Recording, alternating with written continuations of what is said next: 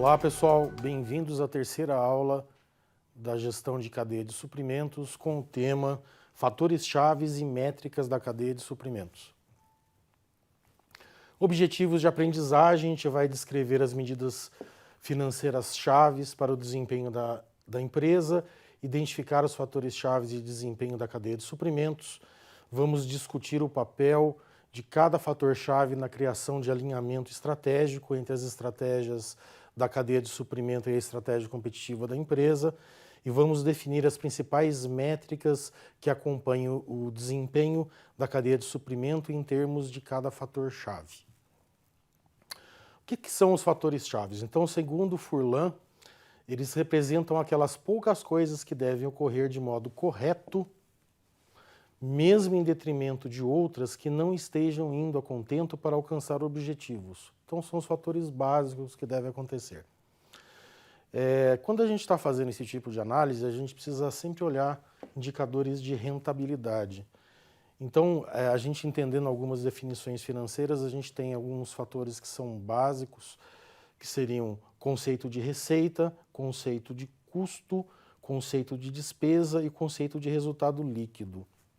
A gente pode sumarizar esses conceitos através da seguinte equação, que o resultado líquido são as receitas, tudo que entra, menos os custos, menos as despesas. Somente comentando aqui, existe uma pequena diferença entre custo e despesa, que custo é o que está ligado diretamente à atividade afim. Então, por exemplo, imagine que a gente está falando a respeito de despesas de uma confeitaria. As despesas, por exemplo, referentes a partes de compras de açúcar, são custo. Mas nessa minha empresa eu também uso, por exemplo, papel. O papel ele não está ligado ao produto final, então ele entra como uma despesa. Os indicadores de rentabilidade mostram a relação entre o resultado líquido da empresa para um dado período e o capital investido. E a gente tem alguns principais. Os principais são lucro por ação, retorno sobre investimento, que é o ROI, retorno sobre o ativo, que é o ROA, e o retorno sobre capital próprio, que é o ROI. Dentre esses, do ponto de vista do acionista, o mais importante é o ROI, que é o Return on Equity, que ele pode ser calculado através de resultado líquido sobre a equidade média do acionista, que é efetivamente quanto que ele está tendo de giro do capital investido. Um outro indicador que é muito importante também é o retorno dos ativos, o ROA, Return on Assets. Então ele mede o retorno gasto em cada unidade monetária investida pela empresa em ativos. Tem duas formas da gente fazer esse cálculo. Primeiro, ganhos antes do interesse, dividido pelos ganhos médios totais. E segundo, resultados líquidos mais despesas de interesse vezes 1 menos a taxa, tudo isso dividido por ganhos médios totais. Somente lembrando que quando a gente está fazendo qualquer tipo de investimento, a nossa referência básica é sempre uma taxa bancária, que é o que está aparecendo na equação neste ponto aqui. Outra medida também importante que define a alavancagem financeira, ou seja, quanto a gente está tendo de retorno de dinheiro, é o giro de contas a pagar, que chama Accounts Payable Turnover, que ele é representado por APT, custo das mercadorias vendidas dividido pelos contas a pagar. O ROA, que é um outro medidor de desempenho, ele pode ser descrito como um produto de duas razões: margem de lucro e rotatividade de ativos, conforme a gente indica aqui. Então ele é os ganhos antes de interesse dividido pelas receitas de venda, multiplicado pelas receitas de venda dividido por ativos, mais a margem de lucro vezes giro de ativo. Como principais componentes de giros de ativo, a gente tem o giro de ativos de contas a receber, giro de estoque, giro de propriedade, instalação e equipamentos, e aqui embaixo a gente vê respectivamente como é que é feito esse cálculo. Então, o nosso primeiro giro de contas a receber, receitas de vendas sob contas a receber, o segundo, giro de estoque, custos de mercadoria vendida sobre estoque, e o terceiro, que está relacionado com a parte de propriedade, instalação e equipamentos, receita de vendas sobre o valor efetivo total. Uma outra medida que a gente tem também é o cash to cash, que ele mensura a quantidade média de tempo a partir da entrada do dinheiro no processo como custo até ele se tornar uma receita, ou seja, efetivamente quando eu vou estar tendo esse retorno do meu investimento. Como é que você calcula o cash to cash? Então, é menos pagáveis por semana, mais semanas em estoque, mais recebíveis por semana. Existem outras duas medidas importantes que não são explicitamente parte das demonstrações financeiras de uma empresa, mas elas são importantes, que são as remarcações e vendas perdidas, porque isso daí acaba gerando alguns valores que em princípio podem ter um risco potencial de ficarem fora dos registros. Outros fatores chaves que nós temos para a parte de desempenho seriam as instalações. Instalações é efetivamente tudo quanto é local físico, né? Na parte de cadeia de suprimentos, onde o produto é armazenado, montado, e as decisões que a gente toma com relação a isso vão influenciar capacidade, vão influenciar a flexibilidade das instalações, bem como a capacidade da minha cadeia de suprimentos de ser mais efetiva ou de ser mais responsiva. Mesma coisa acontece em termos de raciocínio com o estoque. Então, todas as matérias-primas, trabalho em processo, né, que ele é chamado work in process, e os produtos acabados dentro de uma cadeia de suprimentos, mudar qualquer política de estoque novamente, né, como você está fazendo isso, você está aumentando a quantidade de custo que você tem. Então, é um negócio extremamente importante que a gente tem que levar em consideração quando estiver fazendo o nosso planejamento. Outra coisa, né, outro fator importante, transporte. O transporte é toda a movimentação de estoque de um ponto para outro na cadeia de suprimentos. Então, de novo, aqui a gente sempre precisa pensar nessa dicotomia que nós temos entre ser eficientes e sermos responsivos. Informação. Informação são todos os dados e análises referentes às instalações, estoques, transportes, custos e preços para o cliente por toda a cadeia de suprimentos. A informação é uma das coisas mais importantes que a gente está utilizando para fazer as nossas análises, que isso aí aumenta a nossa assertividade no nosso dimensionamento dos fatores que nós utilizamos para a cadeia de suprimentos. Outros fatores chaves é o sourcing, né, que é conhecido como abastecimento, que é a escolha de quem que vai fazer a atividade dentro da cadeia de suprimento, quais são as fontes que irão fornecer os nossos insumos ou as nossas atividades. Outro fator chave importante de desempenho é o pricing, a precificação, que vai determinar quanto uma empresa cobrará pelos bens e serviços de quem torna disponível na cadeia de suprimentos. E esses preços, eles vão afetar o tipo de mercado, eles vão afetar o tipo de cliente, isso daí pode afetar novamente se a gente vai ser mais eficiente ou mais responsivo. Esse aqui, pessoal, é um modelo para a estruturação dos fatores chaves. Então, como que funciona isso, né? Os fatores chaves, eles estão relacionados desde a estratégia competitiva que a gente está desenvolvendo, passando pelas estratégias da cadeia de suprimentos, fazendo o início do projeto da estrutura da cadeia de suprimentos, que novamente a gente tem a dicotomia entre ser ou eficiente ou ser responsivo. A gente sempre tem que pensar nisso daqui. Daí a gente vai cair nos fatores chaves logísticos, que são instalações, estoques e transportes, e depois a gente tem que pensar nos fatores chaves interfuncionais relacionados com informação, contratação de terceiros e preço. Quanto às instalações, as empresas podem elevar a responsividade por meio do aumento do número de instalações, tornando-os mais flexíveis ou elevando a capacidade desses. Mas somente lembrando, quanto mais instalações, mais custo eu terei. Então isso é um fator que precisa ser levado em consideração. Novamente a gente tem o problema da dicotomia, porque eu preciso pensar, eu preciso levar em consideração se eu quero um cliente que vai responder de forma mais rápida ou se eu quero um cliente que vai levar somente em consideração o custo. E cada uma dessas ações, consequentemente, tem um custo diferente. Assim, cada cadeia de suprimento deve encontrar um equilíbrio entre essas duas relações. Um gestor também deve acompanhar as seguintes métricas, né? A parte de capacidade, eu tenho que fazer a medição de quanto que eu sou capaz de armazenar de informação, de armazenar de produto dentro da minha instalação. A minha parte de utilização, eu tenho que levar em consideração sempre que a quantidade dimensionada de espaço que eu estou pagando, de funcionários que eu tenho, esteja sendo efetivamente utilizada. Tempo ocioso de processo, preparação e parada, o que é isso, né? Eu não quero que dentro da minha cadeia de suprimentos eu faça alguma outra atividade sem ser atender o pedido do meu cliente. E gastar tempo ocioso em processamento, preparação e parada, eu estou perdendo dinheiro. Outro fator relacionado, custo de produção por unidade, né? O famoso CPU. Eu tenho que fazer de uma forma que isso seja sempre o mais baixo possível.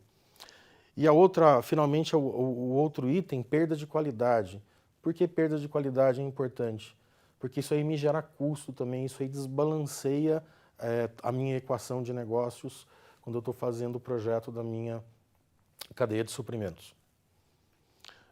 Alguns itens que eu preciso também levar em consideração, né? Tempo de fluxo sobre ciclo teórico de produção, o tempo de fluxo sobre ciclo médio real, a eficiência de tempo de fluxo, a variedade de produtos que eu tenho, a contribuição dos volumes dos 20% maiores SKUs. SKUs, pessoal, chama Stocks Keeping Units, são os itens efetivamente que eu tenho em estoque. Então aqui, o que eu estou fazendo? Eu estou olhando efetivamente quais são os volumes desses itens que são maiores dentro da minha cadeia de suprimentos. Tamanho médio dos lotes de produção e nível de serviço de produção. Os estoques existem nas cadeias de suprimentos por causa de um descompasso entre oferta e demanda. É o problema, pessoal, que eu comentei na aula passada, que é uma medida de incerteza. A gente não consegue ter certeza nem de oferta e nem de demanda. Por isso que existem algumas ferramentas que são utilizadas, em especial pesquisa operacional, que permitem com que a gente faça um planejamento em termos estatísticos, né? A gente muda do modelo determinístico para o modelo estocástico e melhora a nossa assertividade com oferta e com demanda. O estoque afeta os ativos mantidos, custos incorridos, a responsividade proporcionada pela cadeia de suprimentos. Estoque também tem um impacto significativo sobre o tempo de fluxo de materiais em uma cadeia de suprimentos. Estoque cíclico é a quantidade média de estoque utilizada para atender às demandas dos recebimentos de remessa do meu fornecedor. A gente tem um outro conceito que é o estoque de segurança, que são aqueles mantidos caso a demanda ultrapasse a expectativa, e ele é preservado, né? É um mecanismo que a gente tem para a gente trabalhar, né? Para a gente combater a incerteza. Finalmente, a gente tem o estoque sazonal. O que é esse estoque sazonal? Se vocês observarem, a gente tem variações, flutuações de demanda e de estoque ao longo de um ano, por exemplo, né? Mês de janeiro, fevereiro, março. Mas o que acontece?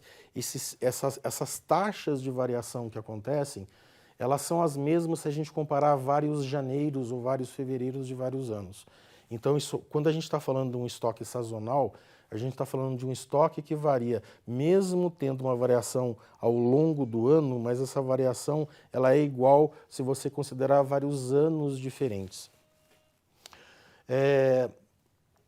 Métricas relacionadas a esse estoque, né? Então a gente tem o tempo de ciclo, cash to cash, estoque médio, giro de estoque e produtos com mais de um número específico de dias em estoque. Em especial, eu destaco, pessoal, esse giro de estoque.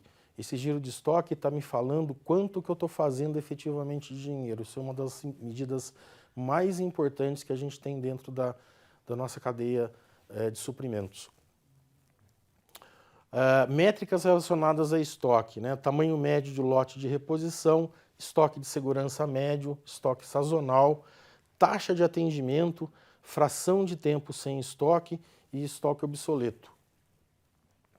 Outro fator que tem para a chave de sucesso é a parte de transporte, né? Então é o que move o produto entre diferentes estágios de uma cadeia e, de novo, sempre lembrando da relação que a gente tem entre eficiência e responsividade. Transporte mais rápido, obviamente, é mais caro, mas permite uma cadeia de suprimentos que ela responda ao cliente de forma muito mais rápida.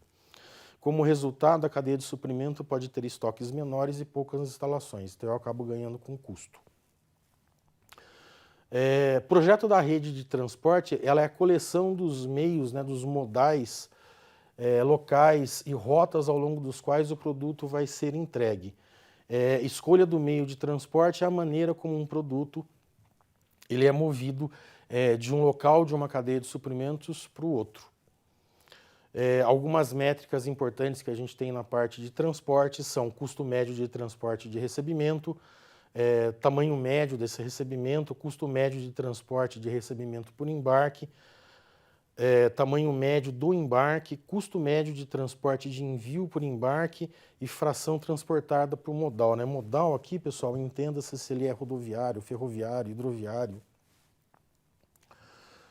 E a informação? Então a informação, né, a boa informação, a informação correta, ela pode auxiliar na utilização dos ativos, na coordenação dos fluxos da cadeia de suprimentos para a gente aumentar a responsividade e diminuir custo. De novo, né, quando a gente está falando efetivamente em responsividade ou em eficiência, a gente tem que lembrar que a gente tem o empurrar e tem o puxar. Então, no projeto do processo da cadeia de suprimento, os gestores eles precisam determinar se esses processos fazem parte da fase empurrar ou fazem parte da parte puxar da cadeia de suprimentos. A coordenação do compartilhamento de informações da cadeia de suprimentos ocorre quando todos os estágios de uma cadeia trabalham com o objetivo de maximizar a lucratividade total da cadeia de suprimentos. Isso aqui, pessoal, é a alma, é o objetivo básico da gestão de cadeia de suprimentos. Planejamento de vendas e operações, PVO, é o processo de criação de um plano de oferta geral, né, produção e estoques, para atender o nível previsto de demanda vendas. Lembrando novamente, para este quesito aqui, as metodologias de pesquisa operacional nos auxiliam muito a trabalhar com a incerteza que a gente tem nesse tipo de estudo. Métricas relacionadas, então o nosso horizonte de previsão, frequência de atualização, os erros de previsão, fatores sazonais, que são essas flutuações que eu comentei anteriormente, e a razão entre variabilidade de demanda e variabilidade de pedido. Outro fator é o sourcing, né, a fonte, que é o conjunto de processos de negócio exigidos para a aquisição de bens e serviços. Outro fator que é chamado insourcing ou outsourcing. Dificilmente a gente vai ouvir dentro do nosso dia a dia internalizar ou terceirizar. Se usa mais insourcing ou outsourcing. É a decisão de sourcing mais significativa para uma empresa, que é se ela vai fazer a peça ou se ela vai comprar a peça, né? Se ela vai realizar a tarefa internamente ou se ela vai contratar um terceiro para fazer. A seleção de fornecedores. Então, os gestores devem decidir sobre o número de fornecedores que terão para atender uma determinada atividade. Finalmente, a aquisição é o processo de se obter bens e serviços dentro de uma cadeia de suprimentos. Algumas métricas relacionadas com sourcing, então os dias pendentes de contas a pagar, preço médio de compra, faixa de preço de compra, quantidade média de compra, qualidade do fornecimento, tempo de execução de fornecimento, porcentagem de entregas de imediato, confiabilidade do fornecedor. Finalmente, né, precificação, que é o processo pelo qual uma empresa decide o quanto que ela vai cobrar dos clientes por seus bens e serviços. Somente lembrando, pessoal, precificação também é um fator extremamente importante, porque se esse preço for muito mais alto, for muito diferente das práticas que tem de mercado, isso aí afeta diretamente o lucro das atividades da empresa. fatores que a gente tem, né? Precificação e economia de escala que precisa ser levado em consideração, preços baixos todo dia versus preços altos e baixos, e preço fixo versus precificação por menu.